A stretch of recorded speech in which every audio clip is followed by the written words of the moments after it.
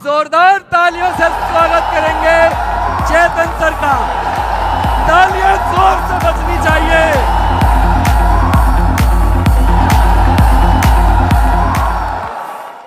आपके अभिनंदन के लिए धन्यवाद। Thank you very much.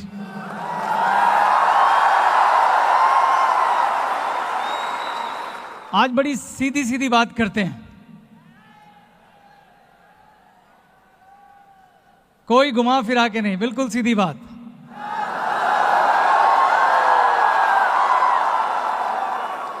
दोस्तों, आप सब लोग थोड़ी देर के लिए उस पल पर चले जाएं जिस दिन आपने ग्लेज में पहला कदम रखा था। जब आप उस चौखट पे थे, आपके मन में बड़े सवाल रहे होंगे, बड़े सारे शक, बड़ी आधी अधूरी सी विश्वास की किरण कि जीवन में कुछ बदलाव होने वाला है। लेकिन एक बात आप सब में कॉमन थी, वो ये थी कि हम सब अपने जीवन में कुछ कर गुजरना चाहते थे।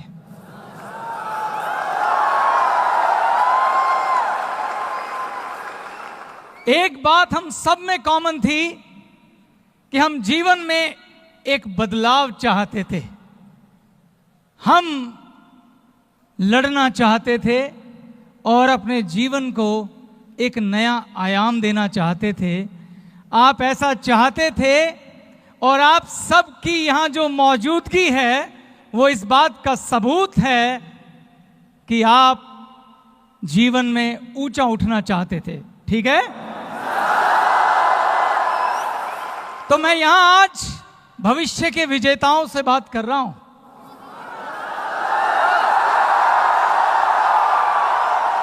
तो मैं आज यहां पे योद्धाओं से बात कर रहा हूं। मैं आज उन सब से बात कर रहा हूं जिनमें मैं आज से 18 साल पहले का चेतन हांडा देखता हूं। मेरे में और आप में कोई फर्क नहीं है। आज से 18 साल पहले मैं एक ऐसे परिवार से संबंध रखता था जहां 7 लोग एक ही कमरे के मकान में किराए पे रहते थे। दोस्तों, मेरा उस समय का एक छोटा सा ख्वाब होता था कि मुझे स्कूटर चाहिए, साइकिल पे घूमता था। लेकिन मैंने भी ऐसे ही आप ही की तरह ऐसे ही किसी मंदिर की चौखट पे पहली बार कदम रखा था। तो इसीलिए मैं आज आपको इस सफलता का राज बताना चाहता हूं। क्या आप सुनना चाहते हैं? क्या आप 18 साल बाद मुझसे भी 18 गुना आगे जाना चाहते हैं? तो आज हम सिर्फ सीधी बात करेंगे। दोस्तों, कुछ बातें मैंने कितनी भी बार कही हों, वो बड़ी सच्ची हैं, वो बड़ी गहरी हैं, वो बड़ी आर्थिक हैं। इसलिए मैं कुछ बातें आज रिपीट करूंगा, ये जानते हुए कि इस स्टेडियम में बहुत सारे ऐसे लोग हैं, बहुत सारे मेरे साथी डिस्ट्रीब्यूटर हैं जिन्हें उन बातों को जानना चाहिए। आज मैं आपसे वो बातें कहूंगा जो आज से कभी 15-16 साल पहले मैंने कही थी, क्योंकि वो आज भी उतनी यथार्थ और सच्ची हैं जितनी 16 साल पहले थी, क्योंकि उन्हीं बातों ने आज मुझे यहां पहुंचाया है। शुरू करें? हम सब कामयाब होना चाहते हैं, हम सब खूब सारा पैसा कमाना चाहते हैं। तो आपकी कामयाबी की जो पहली सीढ़ी है दोस्तों, वो है आपकी सोच।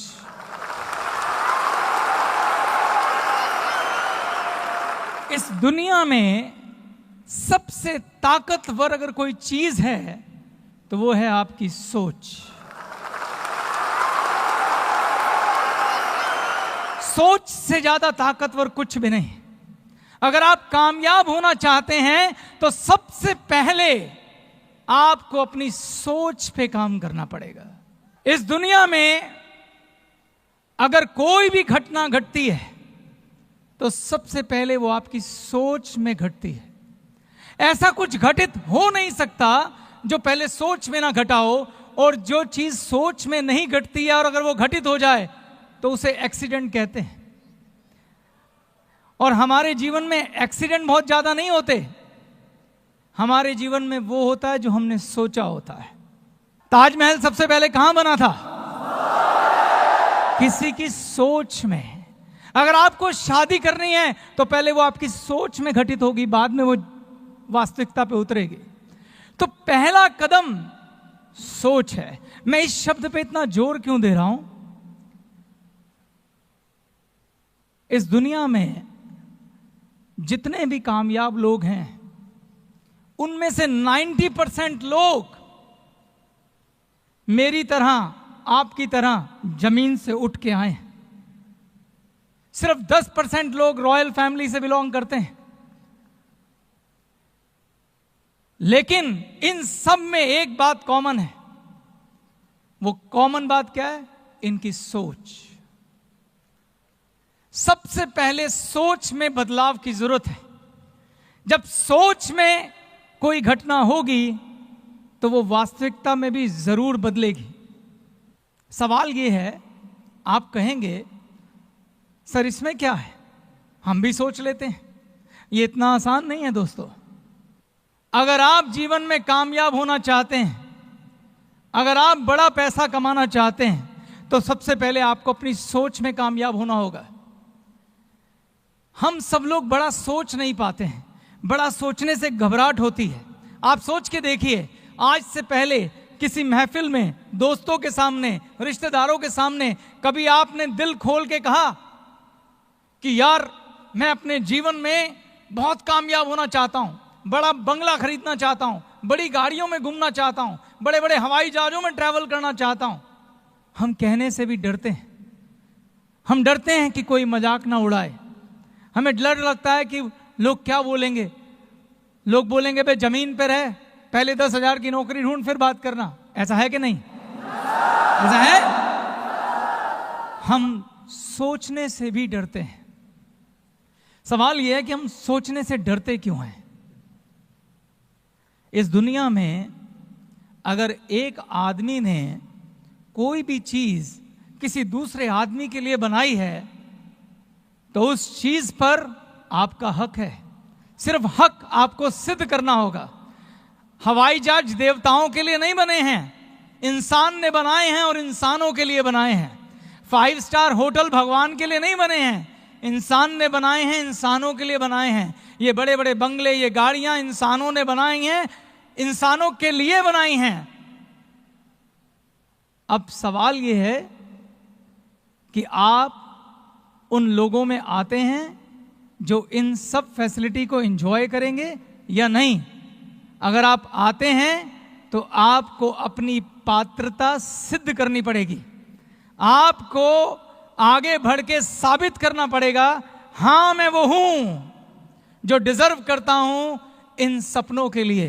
हां मैं वो हूं जो डिजर्व करता हूं इन सभी सहूलियतों के लिए, इन सभी सपनों के लिए। लेकिन इसकी शुरुआत आपकी सोच से होगी।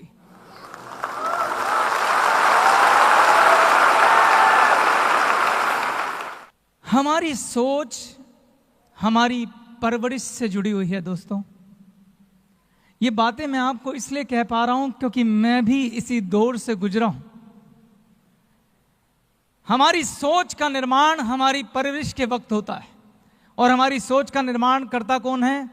हमारे माता पिता, हमारे स्कूल के अध्यापक, हमारे टीचर्स, हमारे दोस्त, वो दोस्त जिनके साथ हम खेलते हैं।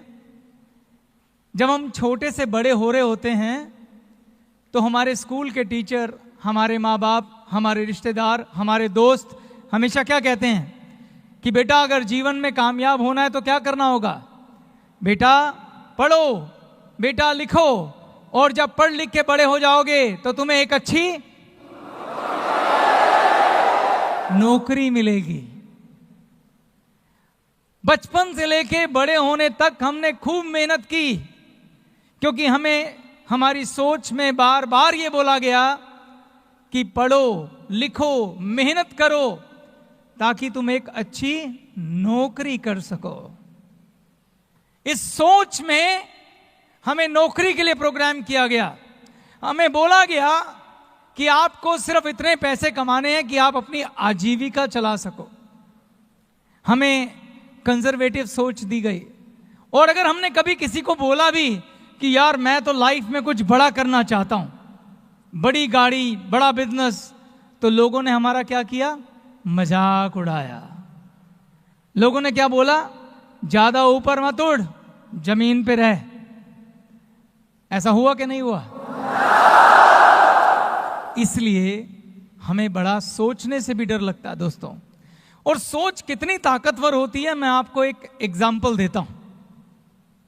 अगर आप किसी डायरी में जाएं, दूध की डायरी होती है ना, जहां भैंसें बांधी जाती हैं, जब भैंस का बच्चा छोटा होता है उसे छोटे होते एक रस्सी से बांध दिया जाता है खूंटे पर, और उसके आगे एक चारे का टोकरा रख दिया जाता है। वो छोटा बच्चा बहुत कोशिश करता है उस रस्सी को तोड़ने की, मगर वो रस्सी मजबूत होती है, वो तोड़ नहीं पाता। उसकी सोच में ये डाला जाता है कि तुझे इस खूंटे से बंधे रहना है और ये चारा खाना है। और धीरे धीरे वो बच्चा जब बड़ा होता है तो वो रस्सी एक्चुअल में उसके गले में नहीं बनती है, वो उसके दिमाग पे बांधी जाती है। वो छोटा बच्चा उस रस्सी में बंधा बंधा बड़ा हो जाता है। छोटे होते उसने जो प्रयास किया था, बड़े होते वो प्रयास करना भी बंद कर देता है। और जब वो भैंसा बन जाता है, जब उसके अंदर असीम शक्ति होती है, इतनी शक्ति कि वो खूंटा उखाड़ के कहीं भी फेंक दे, वो कभी कोशिश भी नहीं करता है। वो पूरी जिंदगी उस खूंटे पे बंद कर उस चारे को खाता रहता है। पूरी जिंदगी एक छोटी सी डंडी से डरता हुआ अपने मालिक के सहारे घास चरने जाता है, वापस आता है और फिर से उस रस्सी से बंध जाता है। जो भी व्यक्ति भैंस की डायरी चलाता है, मैं उससे यह प्रश्न पूछता हूं, क्या उसमें हिम्मत है कि किसी जंगली भैंसे को बांध के दिखाए? जंगली भैंसे को बांधा नहीं जा सकता। क्यों? क्योंकि वो अपनी सोच में आजाद है दोस्तों। वो अपनी सोच में आजाद है। सोच कितनी ताकतवर चीज है कि दुनिया का सबसे शक्तिशाली जानवर के साथ ये तय करना हो कि वो जंगल में रहेगा या सर्कस में, तो सिर्फ उसकी सोच बांध दो। शेर की सोच बांध दो तो वो सर्कस का शेर हो जाएगा। शेर की सोच आजाद कर दो तो वो जंगल का राजा बन जाएगा।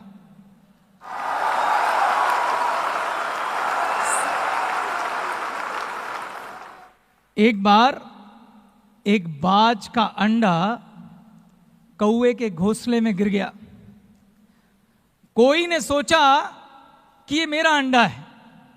उसने अंडे को सेया, उसमें से बच्चा निकला।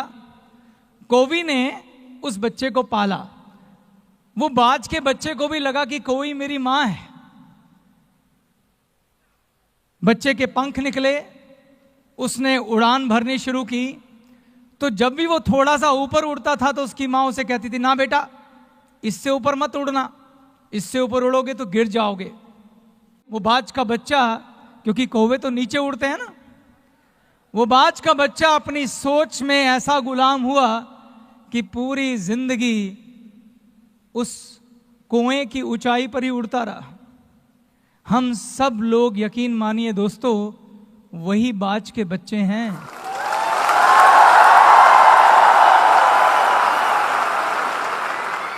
अगर हम चाहें और चाहने के लिए क्या करना होगा? अपनी सोच में आजादी चाहिए पहले, तो हम आकाश में उड़ सकते हैं। जो परवरिश में हमें सोच मिली है, सबसे पहले उसे तोड़ना होगा। सबसे पहले यह विश्वास करना होगा कि हम बाज हैं, कोई नहीं।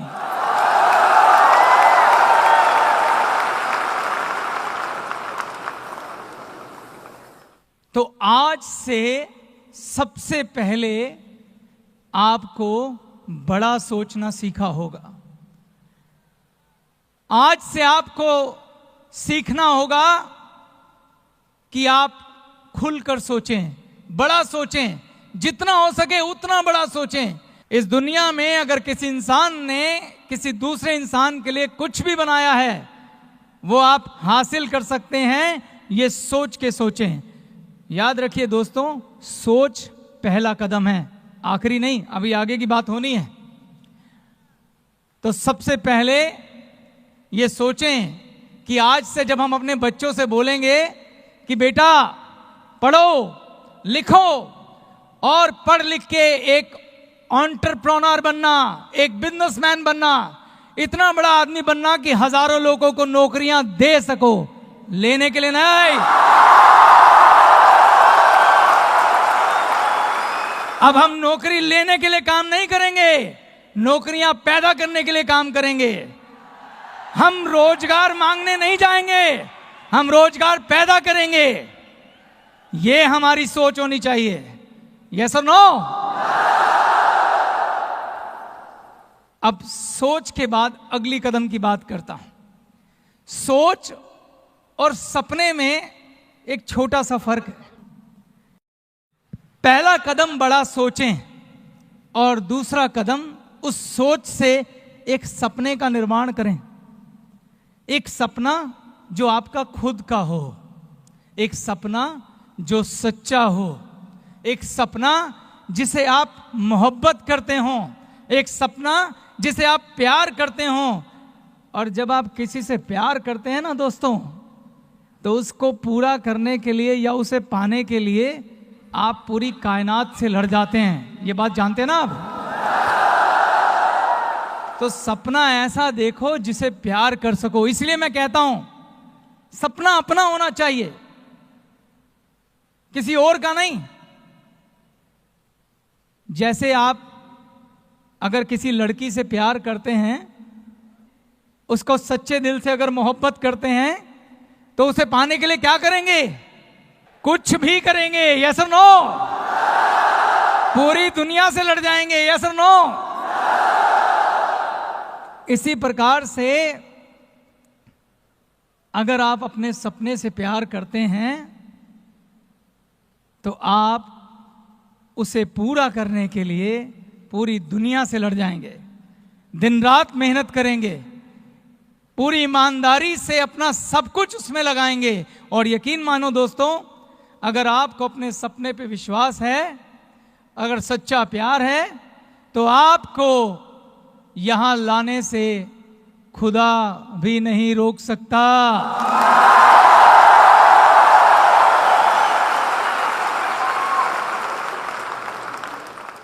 तो पहला कदम, दूसरा कदम, और सपने से ये बात। तो सपने से प्यार होना चाहिए दोस्तों। सोच भी बड़ी कर ली, सपना भी देखा, अब उस सपने को पूरा करने की बात करते हैं। जीवन में जब आप सपना देखेंगे, तो वो ईश्वर, वो भगवान, वो खुदा आपके आगे एक ऐसा अवसर जरूर रखेगा, आपको एक ऐसा मौका जरूर देगा जहां वो कहेगा, जा तेरी परीक्षा लेता हूं कि तुझे अपने सपने से कितना प्यार है।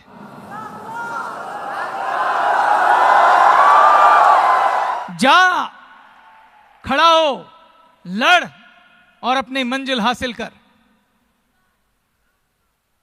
और मुझे वो मौका भगवान ने दिया, और मैं जानता हूं आप सबको भी दिया।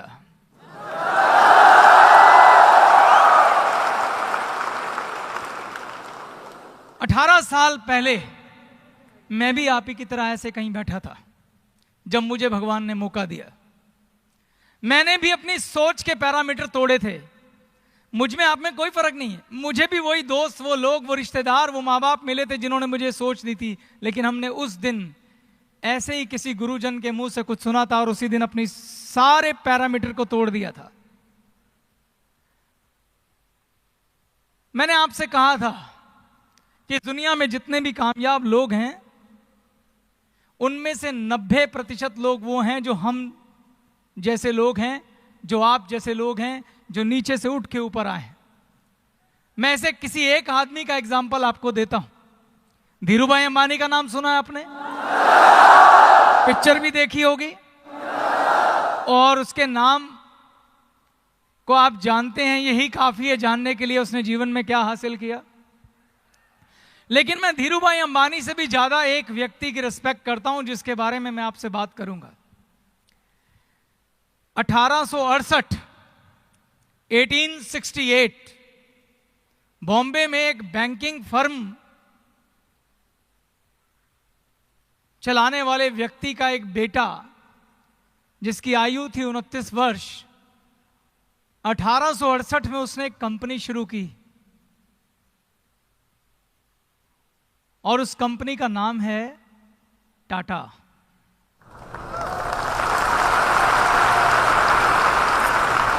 और उस 29 साल के युवक का नाम था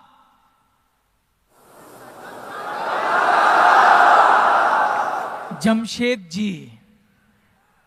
क्या नाम था? इस व्यक्ति का नाम मैं क्यों लेना चाहता हूं आज, यह समझना बहुत जरूरी है। पहली बात, इस व्यक्ति ने भी 1868 में अपने सोच में आजादी ली थी, एक ख्वाब देखा था, एक सपना देखा था और उस सपने से प्यार किया था। और 1868 में ये जो कंपनी शुरू हुई, आज इस कंपनी को 148 साल पूरे हो गए हैं। कितने? 148 ईयर। और 6 जनरेशन ने इस कंपनी को चलाया है। कितनी? अभी 6ठी जनरेशन है। जमशेद जी के बाद दोराब जी, उसके बाद नौरोजी, उसके बाद JRD, फिर रतन और अब साइरस मिस्त्री इस समय इस कंपनी को देख रहे हैं। वो कंपनी जो 1868 में शुरू हुई थी, वो आज 100 कंपनियों में बदल चुकी है। आज टाटा की 100 कंपनीज हैं जिन्हें हम टाटा ग्रुप कहते हैं और 6 लाख से ज्यादा एम्प्लॉई हैं। और आज वो अपने इंट्रोडक्शन की मोहताज नहीं है। मैं ये सब आपको क्यों बता रहा हूं? अक्सर हमारे आसपास लोग भाग्य की दुहाई देते हैं। लोग कहते हैं बिजनेस में उतार चढ़ाव होता है, लोग कहते हैं बिजनेस खराब हो जाता है, कभी अच्छा होता है, कभी गिर जाता है, कभी नुकसान हो जाता है। 148 साल में टाटा के साथ ऐसा कुछ भी नहीं हुआ। 148 साल में 6 लोग, 6 कंपनी के मुखिया बदल गए, मगर कंपनी ने सिर्फ और सिर्फ और सिर्फ और सिर्फ तरक्की की राह देखी, सिर्फ प्रगति की राह देखी। आज देश विदेशों में टाटा की कंपनियां हैं। मैं आपसे सब क्यों कह रहा हूं? जमशेद जी से किसी ने पूछा, आपकी सफलता का राज? ऐसी कंपनी पे भाग्य 148 सालों से क्यों मेहरबान है? तो जवाब बड़ा सिंपल है, क्योंकि इस कंपनी का भाग्य विधाता उसका कस्टमर है।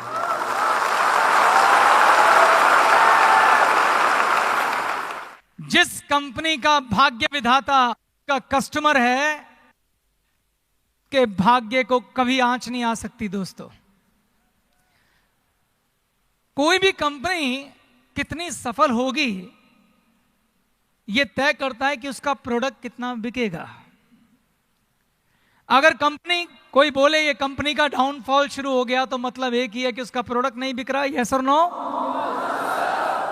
प्रोडक्ट खरीदा जाए या ना खरीदा जाए, ये कौन तय करता है? कौन तय करता है? तो जिस कंपनी का भाग्य विधाता उसका कस्टमर है, जिस कंपनी के सोच में उसका कस्टमर उसका भाग्य विधाता है, उसका कस्टमर उसका भगवान है, उसका कस्टमर सर्वोपरि है, वो कंपनी का भाग्य कभी खराब हो ही नहीं सकता।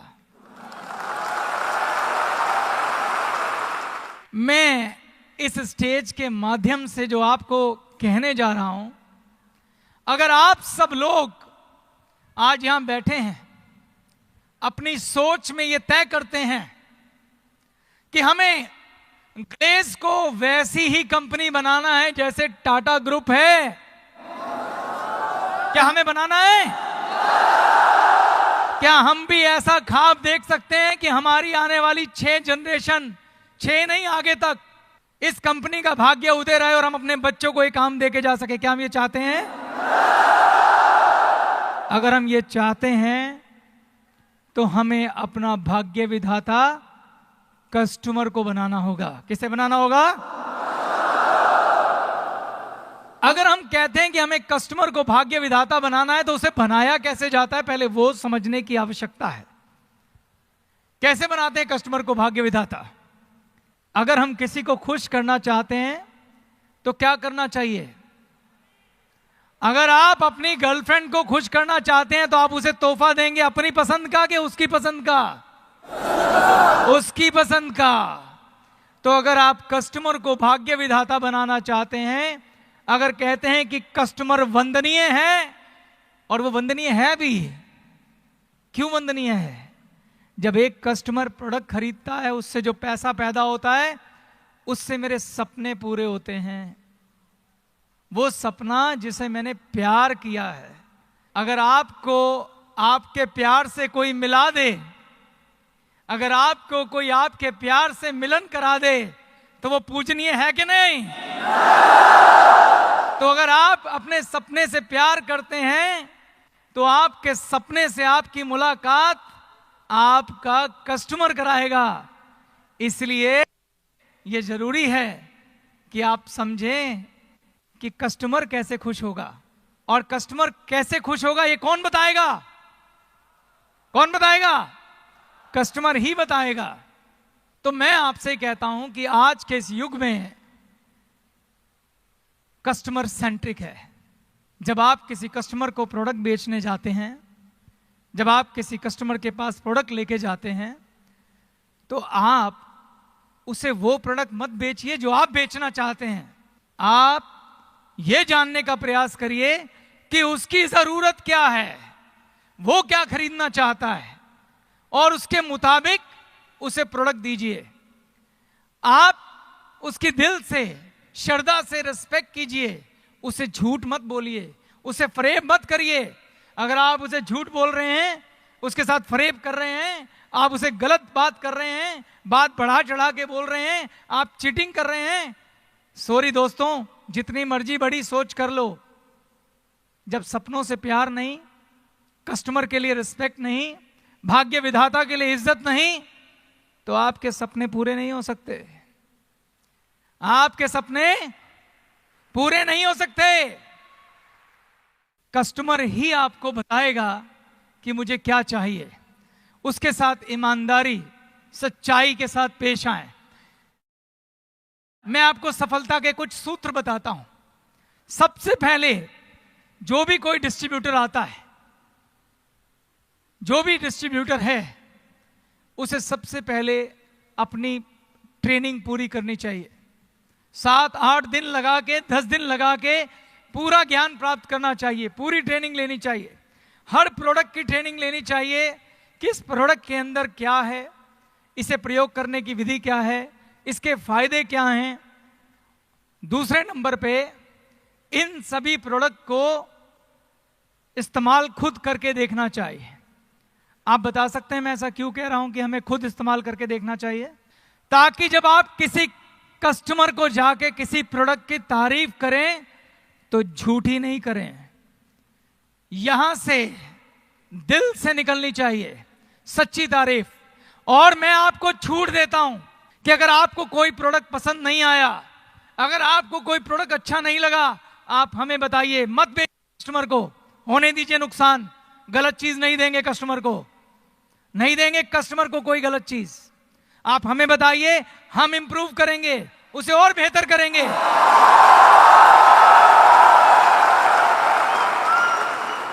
उसे और बेहतर बनाएंगे।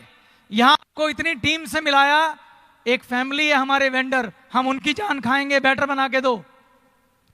तो जब कस्टमर से बात करो तो यहां से बात करो, दिल से, उससे संबंध बनाओ, उससे मोहब्बत करो, उसको सच्चाई के साथ प्रोडक्ट बेचो, ईमानदारी के साथ प्रोडक्ट बेचो।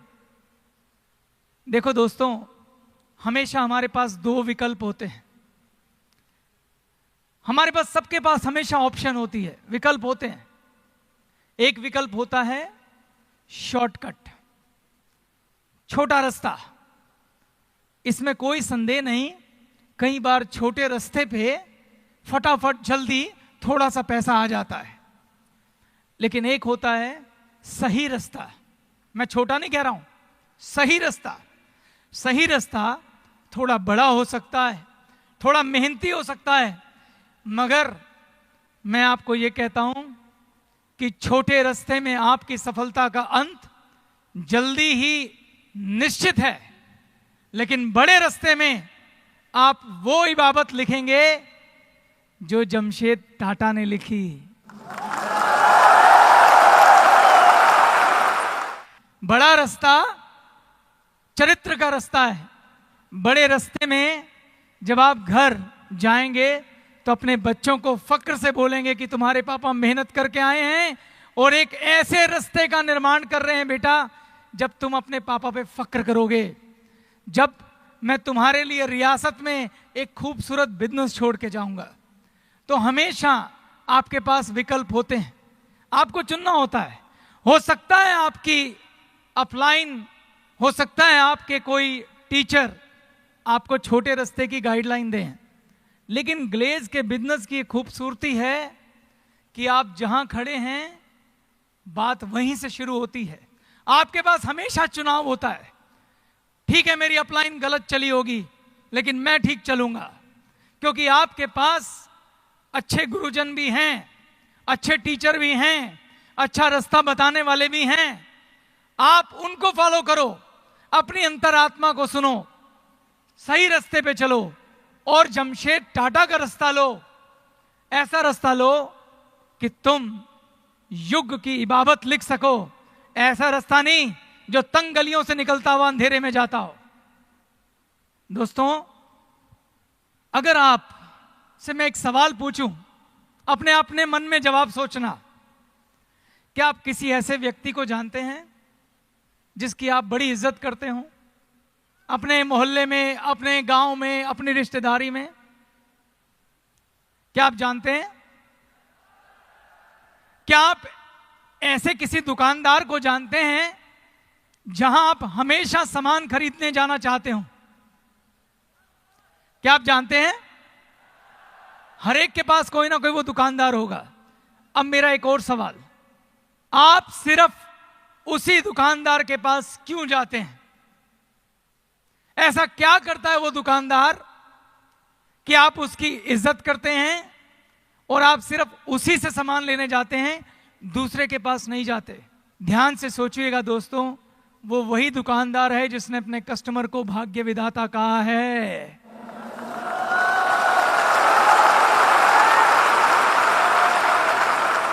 दिल्ली में तिलक नगर में ऐसा ही एक दुकानदार है जिसे मैं जानता हूं, जिसने छोटी सी दुकान से काम शुरू किया था।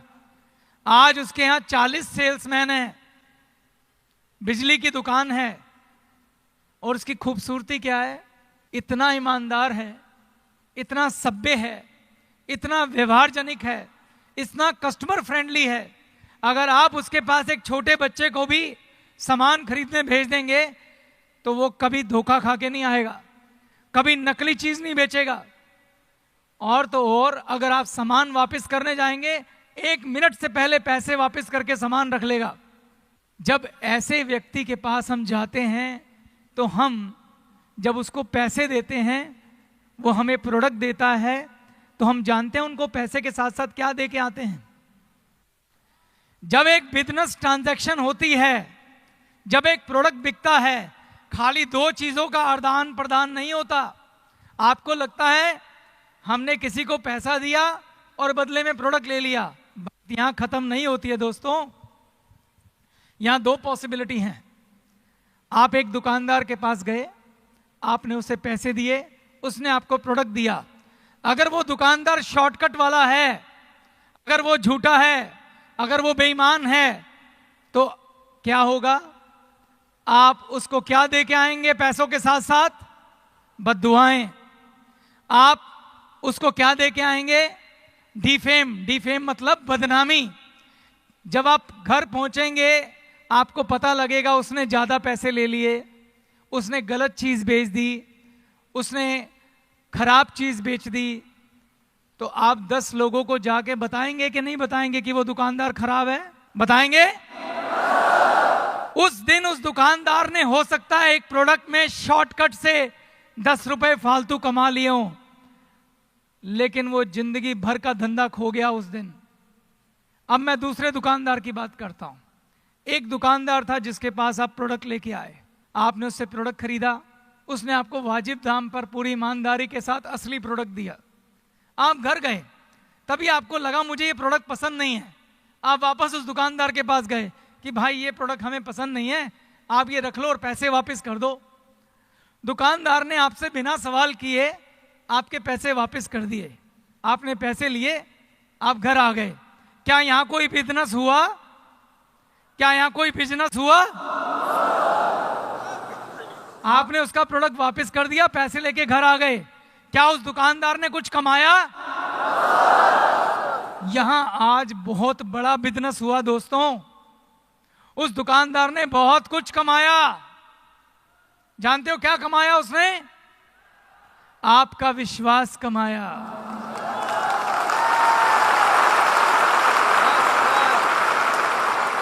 उसने आपको अपना भाग्य विधाता बनाया।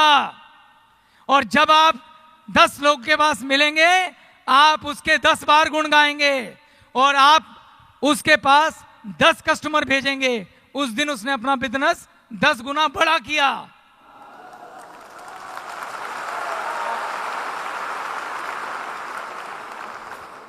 तो जमशेद टाटा बनो दोस्तों, ईमानदारी का जीवन जियो। आज अपने हाथ में रख के मेरे साथ कसम खाओ। खाओगे? खाओगे? तो अपनी सीटों पे खड़े हो जाओ। सब लोग खड़े हो जाओ मेरे साथ। और आज अपने दिल पे हाथ रख के कसम खाओ, जिससे भी आप प्यार करते हैं, जिसकी भी आप इज्जत करते हैं, जिस भगवान को आप मानते हैं, अल्लाह को मानते हैं, खुदा को मानते हैं, रब को मानते हैं, वाहिगुरु को मानते हैं, जीसस को मानते हैं, उसकी कसम खाओ। और अगर आज तुमने ये सच्चे दिल से कसम खा ली, तो मैं आपको खून से लिख के देने को तैयार हूं कि आपको कामयाब होने से खुदा भी नहीं रोकेगा।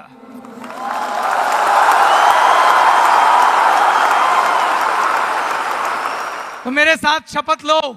लोगे? बोलो। मैं चेतन हांडा, पुत्र श्री दीपक राय हांडा, आज यह शपथ लेता हूं कि आज से मेरा कस्टमर, मेरे डिस्ट्रीब्यूटर, मेरी टीम मेरी भाग्य विधाता है।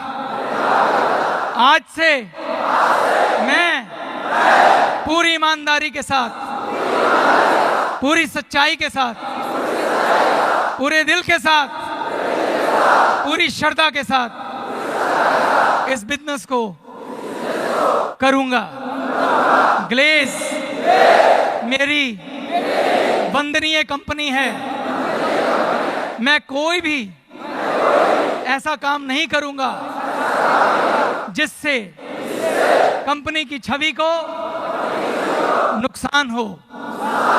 मैं आने वाले डिस्ट्रीब्यूटर को पूरी ईमानदारी के साथ, पूरी सच्चाई के साथ, पूरी पवित्रता के साथ बिजनेस से संबंधित जानकारी दूंगा। प्रोडक्ट के बारे में पूरी सच्चाई से बताऊंगा। हर वो बात जो उसके लिए जाननी जरूरी है उसे पूरी ईमानदारी से बताऊंगा। मैं अपनी उस अपलाइन की पूरी इज्जत करूंगा जो ईमानदारी से मुझे बिजनेस सिखाएगी, कंपनी के दिशा निर्देश बताएगी, कंपनी की गाइडलाइन देगी। मैं कंपनी के सिंडिकेट, वीसी, आरसी इनको सम्मान की दृष्टि से देखूंगा और इनके द्वारा गलत डिस्ट्रीब्यूटर पर की गई कार्रवाई का अनुमोदन करूंगा। ना मैं गलत करूंगा, ना मैं गलत करने दूंगा, क्योंकि ये मेरी कंपनी है, ये मेरी विरासत है। मैं इसे गंगा की तरह पवित्र बनाऊंगा और भविष्य में आने वाली जनरेशन के लिए एक मंदिर की तरह छोड़ के जाऊंगा। थैंक यू वेरी मच दोस्तों, थैंक यू वेरी मच।